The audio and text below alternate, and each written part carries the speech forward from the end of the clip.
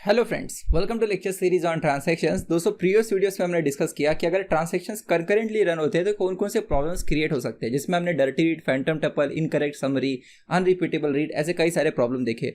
और उसके बाद हमने देखा कि अगर हमारे पास कोई भी शेड्यूल है तो वो रिकवरेबल है कि नहीं, कास्केडलेस है कि नहीं, स्ट्रिक्ट है कि नहीं। तो इतने सारे डिस्कशन हम क्यों कर रहे हैं? हम ये देख रहे हैं कि अगर हमारे पास कोई भी शेड्यूल है जिसमें ट्रांजैक्शंस कंकरेंटली रन हो रहे हैं तो एक्चुअली में वहाँ पर ये गारंटी नहीं होती कि हमारा जो फाइनल डेटाबेस का स्टेट होगा वो कंसिस्टेंट होगा कि नहीं होगा, हमें राइट रिजल्ट मिलेगा कि नहीं मिलेगा। तो हमें ये इंश्योर होना पड़ेगा कि एक तो पहली बात ये है कि हम ट्रांजैक्शंस को कंकरेंटली क्यों रन कराना चाहते हैं, बिकॉज हम सीपीयू यूटिलाइजेशन हाई चाहते हैं, राइट।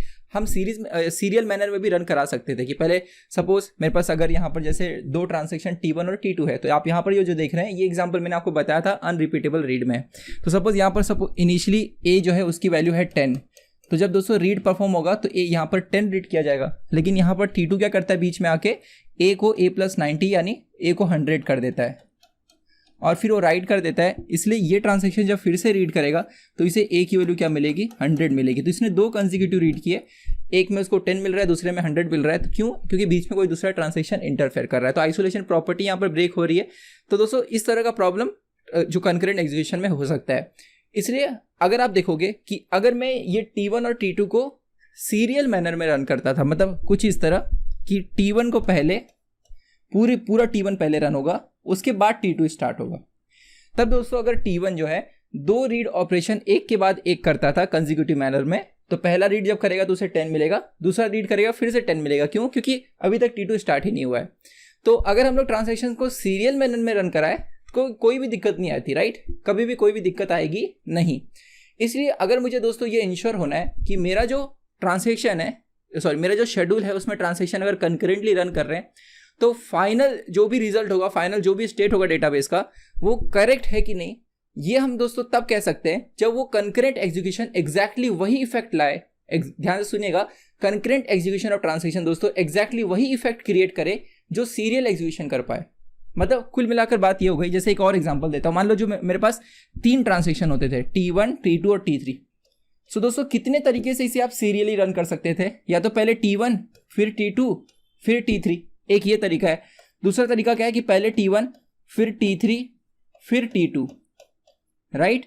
तीसरा तरीका क्या है कि पहले T2 फिर T1 एंड देन T3, या पहले T2 फिर T3 देन उसके बाद T1।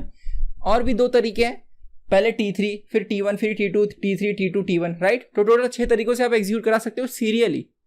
तो अगर आप सपोज सीरियली रन नहीं कराते हो 3 ट्रांजैक्शन को, यही 3 ट्रांजैक्शन है, इसे आप सीरियली नहीं रन करा रहे हो, इसे कंकरेंटली रन करा रहे हो, तो उसका जो दोस्तों उसका जो भी रिजल्ट होगा वो करेक्ट है कि नहीं, ये हम तब कह सकते हैं जब उसका इफेक्ट दोस्तों ये जो भी मैंने सीरियल शेड्यूल्स बताए आपको, और भी बाकी के दो कौन से हैं, T3 T1 T2 T3 के बाद T2 एंड T1। देखो ये 6 में से कोई भी आप फॉलो करो, इसमें भी कोई भी दिक्कत नहीं आएगी। वो जो भी प्रॉब्लम्स हमने डिस्कस किए ये सीरियल शेड्यूल में कभी आपको मिलेगा ही नहीं, क्योंकि सीरियल शेड्यूल में इंटरफेरेंस होगी नहीं एक ट्रांजैक्शन की दूसरे में, तो कभी भी आपको कोई दिक्कत नहीं आएगी।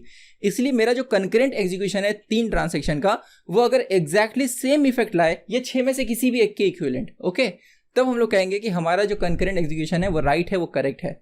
तो दोस्तों अगर हम ये देख पाते हैं कि हमारा जो कंकरेंट एग्जीक्यूशन है वो किसी सीरियल शेड्यूल के इक्विवेलेंट इफेक्ट ला रहा है, तो हम कहेंगे कि हमारा जो शेड्यूल है वो सीरियलाइजेबल है। सीरियलाइजेबल का सिंपल सा मतलब होता है कि हमारा शेड्यूल राइट है, करेक्ट है। सो आई होप आपको समझ में आया कि क्या कंसेप्ट है सीरियलाइजेबिलिटी का। तो दोस्तों आगे का जो मेन डिस्कशन है हमारा वो इसी के ऊपर होने वाला है कि हमारा जो कंकरेंट एग्जीक्यूशन हो रहा है इस कोई भी पर्टिकुलर शेड्यूल में, क्या वो किसी सीरियल शेड्यूल के इक्विवेलेंट है कि नहीं, मतलब उसका जो इफेक्ट होगा क्या वो किसी सीरियल शेड्यूल के एग्जीक्यूशन के इफेक्ट के इक्विवेलेंट है कि नहीं। तो जरा और डिटेल में इस चीज़ को दोस्तों हम देखते हैं। पहले जो मैंने आपको बताया उससे मैं आपको एक बार यहाँ पर फिर से रिवाइज करा देता हूँ।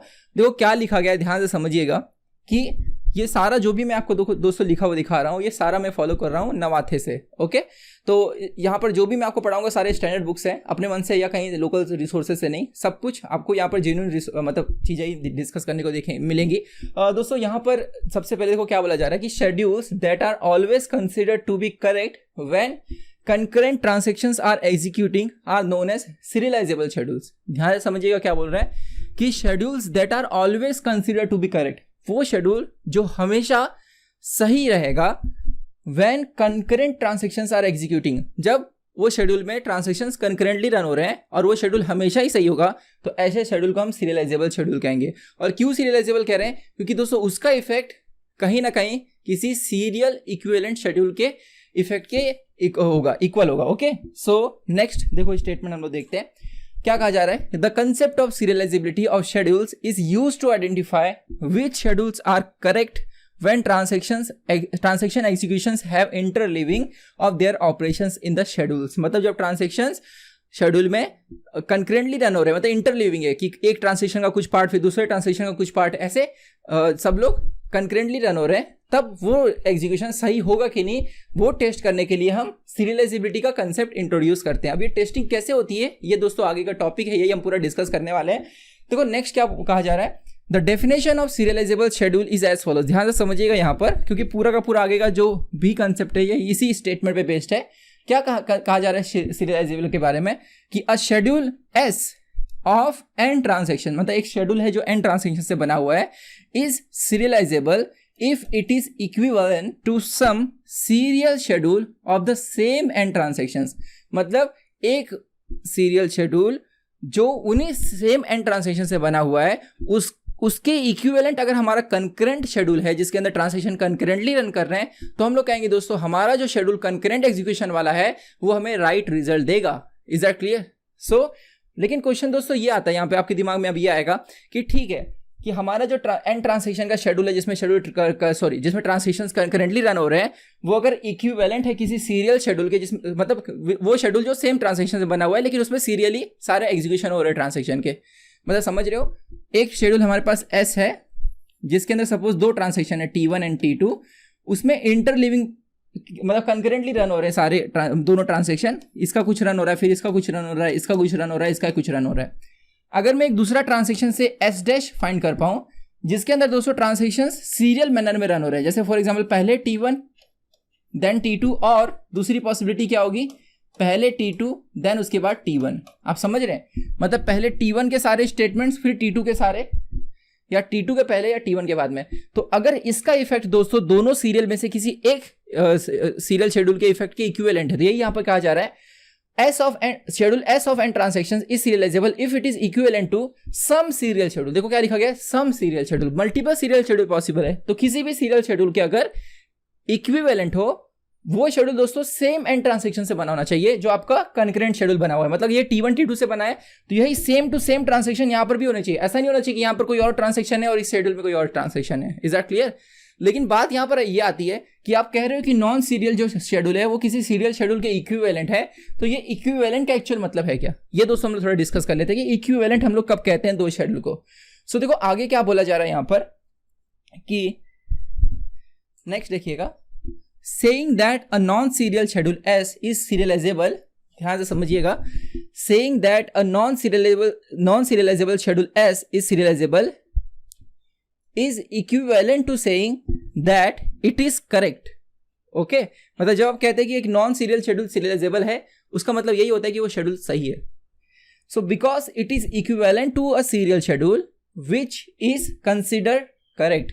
मतलब ये बहुत ही इंपॉर्टेंट लाइन है दोस्तों कि हमें पूरा का पूरा फोकस ये करना है कि हम तो अपने ट्रांजेक्शंस को कंकरेंटली रन करेंगे लेकिन हम ये इंश्योर करेंगे कि उसका इफेक्ट किसी सीरियल शेड्यूल के ही इक्विवेलेंट हो, क्योंकि सीरियल शेड्यूल में कभी भी हमें कोई भी प्रॉब्लम फेस नहीं करनी पड़ती और सीरियल शेड्यूल हमेशा क्या होते हैं, करेक्ट होते हैं। जितनी प्रॉब्लम हमने डिस्कस किया ना उसमें से कोई प्रॉब्लम सीरियल शेड्यूल में नहीं होगा, क्योंकि सारी प्रॉब्लम्स एक ही वजह से हो रही थी, वो है interference, right. So the remaining question is when are two schedules considered equivalent। मतलब आप ये तो कह रहे हो कि आपका नॉन सीरियल शेड्यूल किसी सीरियल शेड्यूल के इक्विवेलेंट है, लेकिन इक्विवेलेंट का मतलब क्या है कि भाई किस बेसिस पे आप इक्विवेलेंट कह रहे हो, राइट।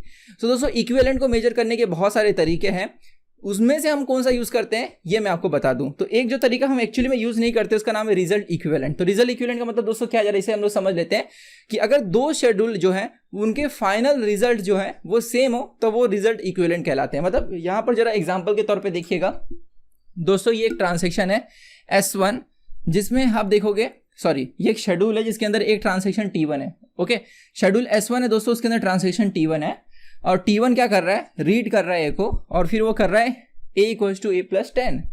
तो सपोज ए इनिशियली दोस्तों था 100, ए इनिशियली क्या था 100 था। ओके, सो अब जब वो राइट ए करेगा दोस्तों तो 100 + 10 कितना हो जाएगा 110, इसलिए फाइनल ए की वैल्यू होगी 110।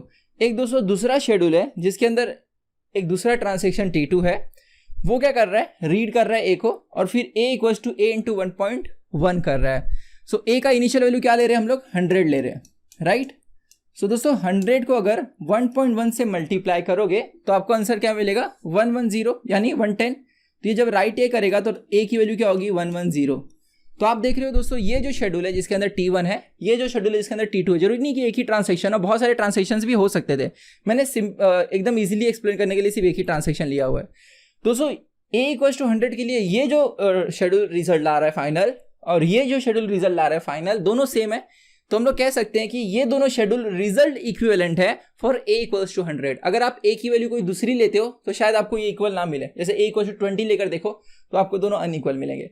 तो आप तुरंत यहाँ पे देख रहे हो कि यार रिजल्ट के बेसिस पे दो शेड्यूल को इक्विवेलेंट बताना ये सही बात नहीं है। मतलब कुछ वैल्यूज के लिए दोनों इक्विवेलेंट इफेक्ट ला रहे हैं, कुछ के लिए इक्विवेलेंट इफेक्ट नहीं ला रहे। और दूसरी बात तो ये दोस्तों कि हम लोग दो शेड्यूल्स को इक्विवेलेंट तब कहते हैं जब दोनों शेड्यूल के अंदर सेम ट्रांजेक्शन हो, लेकिन इसके अंदर जो T1 ट्रांजेक्शन है दोस्तों, इसके अंदर दूसरा ट्रांजेक्शन है, राइट।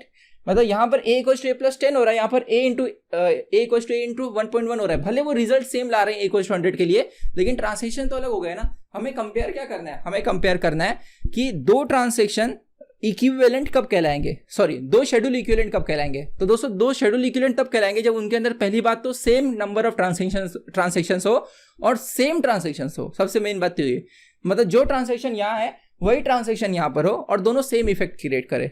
ओके, अब ये इफेक्ट का मतलब क्या होता है थोड़ा और डिटेलिंग में आगे जाएंगे। दोस्तों आपको अगर इतना समझ गया कि सिर्फ रिजल्ट के बेसिस पे हम इक्विवेलेंट बताना गलत है, राइट, मतलब वो एक इफेक्टिव वे नहीं है। तो इफेक्टिव वे क्या होगा कि आप ये देखो कि पहले तो आपको ये चेक करना है कि दोनों शेड्यूल अगर इक्विवेलेंट है तो दोनों में सेम ट्रांजेक्शन होने चाहिए, जो यहाँ पर नहीं है। तो वहीं पर हम रुक जाएंगे। हाँ, अगर दोनों में सेम ट्रांजेक्शन है तो हम लोग ये देखेंगे कि इस ट्रांजेक्शन में जो स्टेप पे क्या जो रीड हो रहा है वैल्यू, क्या वही सेम टू सेम यहाँ पर भी रीड हो रहा है, जो यहाँ पे राइट हो रहा है क्या यहाँ पर भी वही राइट हो रहा है। मतलब रीड राइट इफेक्ट को चेक किया जाएगा और इसी के बेसिस पे दोस्तों हम आगे पढ़ते हैं conflict equivalent and view equivalent का कंसेप्ट। जरा डिटेल में हम इस चीज को देखेंगे आगे। फिलहाल यहाँ पर जो हमने अभी तक देखा उसके बारे में थोड़ा सा आपको एक बार फिर से बता दूं। सो दोस्तों क्या कहा जा रहा है यहाँ पर, ध्यान से देखिएगा। आई होप आपको इक्विवेलेंट जो है उसका वन ऑफ द टाइप जिसका नाम है रिजल्ट इक्विवेलेंट ये समझा, और आपको ये भी समझा हम ये यूज क्यों नहीं कर सकते। सो लिखा जा रहा है दोस्तों कि for two schedules to be equivalent the operations applied to each data item affected by the schedules should be applied to that item in both the schedules in the same order। मतलब इसका मतलब ये होता है दोस्तों कि जो यहाँ पर अप्लाई किया गया है वही दूसरे शेड्यूल में भी अप्लाई होना चाहिए। ऐसा नहीं कि यहाँ पर +10 हो रहा है यहाँ पे 1.1 हो रहा है, गलत है। सेम ट्रांजेक्शन होने चाहिए, इज दैट क्लियर, और उसी ऑर्डर में होने चाहिए। मतलब जो पहले रीड हो रहा है फिर अप्लाई हो रहा है फिर राइट हो रहा है, यहाँ पर भी ऑर्डर वही होना चाहिए। ओके, सो उसके बाद क्या कहा जा रहा है दोस्तों, the two definition of equivalence of schedules are generally used which are conflict equivalence and view equivalence। तो हम लोग रिजल्ट इक्विवेलेंस का कंसेप्ट यूज नहीं करते बिकॉज रिजल्ट इक्विवेलेंस में क्या हुआ, इवन तो दो के जो शेड्यूल है उसमें ट्रांजेक्शन ही पूरे अलग है, हो सकता है वो रिजल्ट सेम दे, लेकिन हमें इक्विवेलेंस उसके बेसिस पे नहीं देखना है। हमें ये देखना है कि दोनों में ट्रांजेक्शन सेम है कि नहीं और वो सेम इफेक्ट क्रिएट कर रहे हैं कि नहीं। Is that clear. तो अपने गोल को मत भूलिएगा। हमारा गोल दोस्तों ये था कि एक नॉन सीरियल शेड्यूल एक सीरियल शेड्यूल के इक्विवेलेंट कब कहलाएगा, राइट। तो जो सीरियल शेड्यूल होगा और जो नॉन सीरियल शेड्यूल होगा उसमें ट्रांजेक्शंस तो वही होंगे ना, बस वो इंटरलीविंग अलग किस्म की है। सीरियल में पहले एक ट्रांजेक्शन का पूरा रन होगा फिर दूसरे का स्टार्ट होगा। कंकरेंट में क्या होगा कि थोड़ा थोड़ा सबका रन हो रहा है, राइट, इंटरलीविंग फैशन में। सो दोस्तों यहाँ पर हम लोग अब बात करेंगे नेक्स्ट वीडियो में कि कॉन्फ्लिक्ट इक्विवेलेंस का क्या मतलब होता है, और उसके बाद के वीडियोस में हम व्यू इक्विवेलेंस के बारे में देखेंगे। सो मिलते हैं दोस्तों नेक्स्ट वीडियो में जिसमें हम conflict equivalence and conflict serialisable ये दोनों कंसेप्ट डिस्कस करेंगे। बहुत बहुत धन्यवाद।